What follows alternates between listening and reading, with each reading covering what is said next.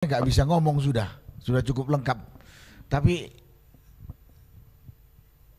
justru muncul pertanyaan di pikiran saya, ini negara demokrasi yang seperti apa Indonesia ini gitu. Di sini tidak terlihat ada pemerintah melalui aparat-aparatnya. Tadi sudah disampaikan oleh Pak Adin. Di mana keadaan pemerintah? Ini hak kita berkumpul. Atau ada kelompok lain menyerang secara barbar.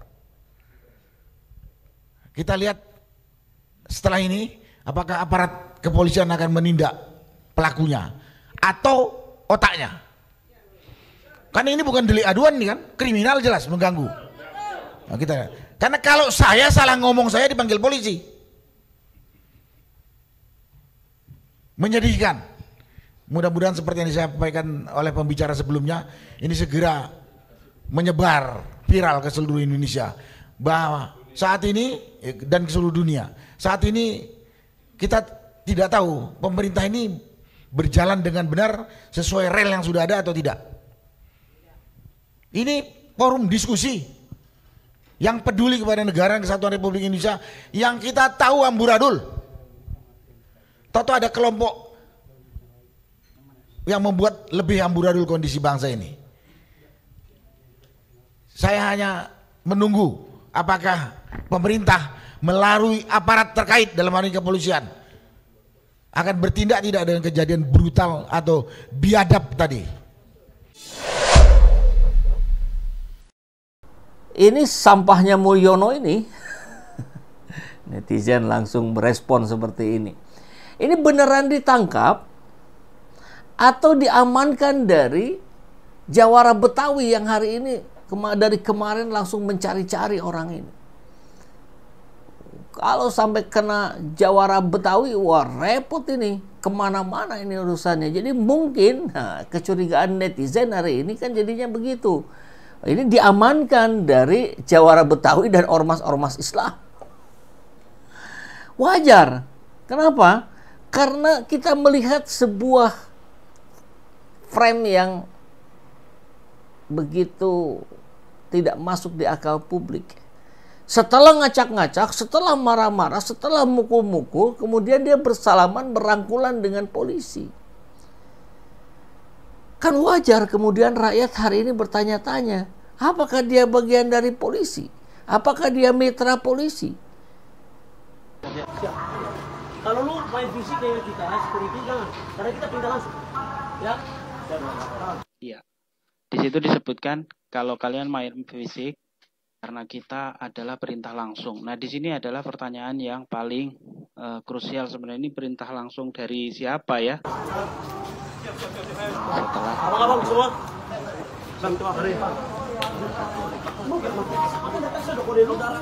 Main fisik babat saya enggak. Siap. Jelas, Bang. ini mungkin salah satu ketuanya ya.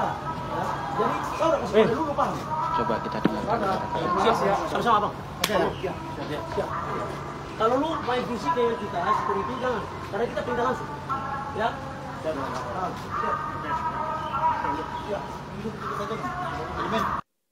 Di dunia maya buzzer, di dunia nyata preman yang dimunculkan.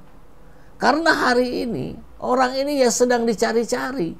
Dicari oleh Jawara Betawi dan ormas Islam. Ya sudah tertangkap, sudah berbaju orange. Tapi kan pertanyaannya, beneran ditangkap nih? Apa dilindungi gitu? Biar nggak kena ciduk dari kaum Jawara Betawi dan ormas-ormas Islam yang sedang mencari-carinya.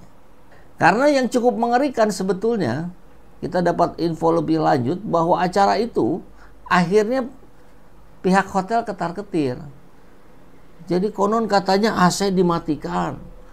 Makan hanya diberi waktu 10 menit. Dan serba keterbatasan, padahal sudah bayar.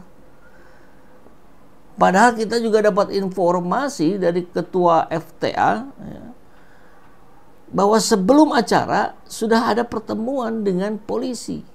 Dan polisi menjamin tidak akan ada yang mengganggu. Karena sebelum acara mulai, demo sudah ada di depan hotel. Nah, ini juga pertanyaan. Orang tuh demo tuh ke gedung DPR, ke istana presiden, ke gedung pemerintahan. Ini ke hotel yang sipil sedang berdiskusi, civil society, orang-orang berakal sehat. Nah, tentu ini artinya apa? Orang-orang yang tidak menginginkan akal sehat rakyat Indonesia kembali, itulah orang-orang yang mengacak-ngacak kemarin. Yang ngeri juga ini, nanti ada beritanya ya, polisi akan panggil penyebar video aksi pembubaran seminar di Mes. Ngeri nih.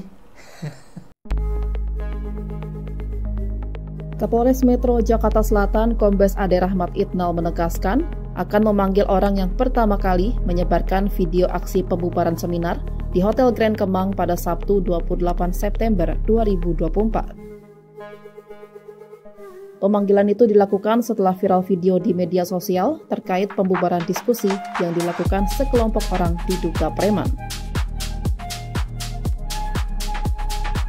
Diberitakan Antara, Ade menyebut setelah peristiwa itu terjadi, ada beberapa video yang beredar dan diduga dipotong-potong. Ini ditambah adanya narasi yang dirasa tidak disampaikan secara utuh.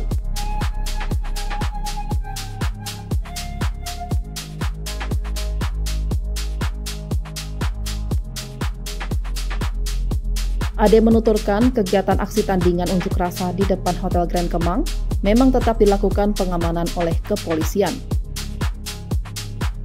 Kemudian tiba-tiba ada beberapa orang massa yang menyusup lewat pintu karyawan dan ada beberapa yang sudah berada di dalam hotel saat kegiatan berlangsung.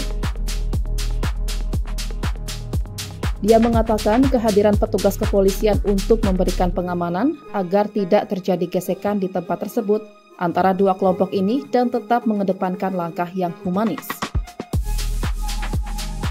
Sejauh ini, polisi masih mendalami kegiatan seminar apa yang digelar dan tema yang menjadi pembicaraan dalam diskusi yang dilakukan di salah satu hotel di kawasan Kemang tersebut. Adapun terkait pembubaran, polisi telah mengamankan 5 orang yang diduga terlibat dalam aksi tersebut.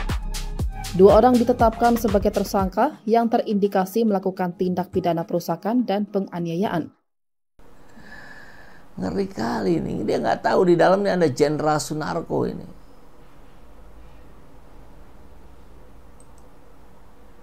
Kita lihat penjelasan polisi ya.